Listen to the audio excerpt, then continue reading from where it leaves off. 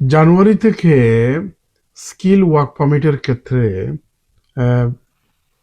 English language রিকোয়ারমেন্টটা change হচ্ছে, অর্থাৎ B2 লাগবে।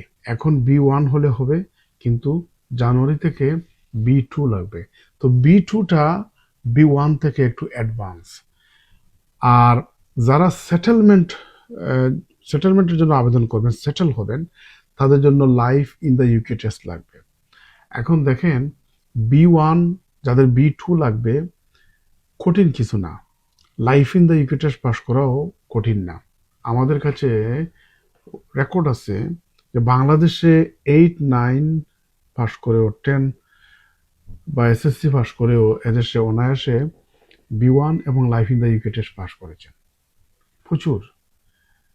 আবার অনেক সময় দেখা গেছে বাংলাদেশের ডিগ্রি মাস্টার্স পাস করেও এখানে এসে প্রথম চান্সে বা দ্বিতীয় চান্সেও পাস করতে পারেন নাই, এমন লোকও আছেন। তো আপনাকে চেষ্টা করতে হবে। English is not an alien subject. একেবারে ছোটবেলা থেকে বাংলাদেশে ইংরেজি বর্ণমালার সাথে আমরা পরিচিত, আপনারা পরিচিত। তো ছোটবেলা থেকে আপনি পড়ে আসছেন। আমরা দেখেছি বাংলাদেশের অনেক প্রফেসর, অনেক টিচাররা জাপান এবং চায়নাতে পিএইচডি করতে গিয়ে জাপান এবং চাইনিজ ল্যাঙ্গুয়েজ পর্যন্ত তারা রপ্ত করে ফেলেন 2-3 বছরে। তো জার্মান, জাপান অথবা চায়নার বর্ণমালার সাথে আমরা কোনোভাবেই পরিচিত নয়, তারপরে তো তারা শিখে ফেলেন। আর ইংরেজির সাথে তো আমরা ছোটবেলা থেকে পরিচিত। এই জন্য আপনাকে চেষ্টা করতে হবে, যদি কমিটমেন্ট থাকে, ডিটারমিনেশন থাকে, আর যদি ওয়ার্ক হার্ড করেন, তাহলে আপনি অবশ্যই পারবেন।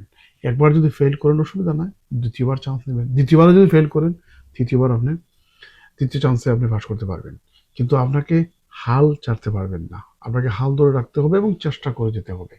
এবং বিলিভ মি, যদি নিজের উপর কনফিডেন্স রাখেন, আপনি যদি ডিটারমিন হন, কমিটেড হন, তাহলে অফকোর্স আপনি পারবেন।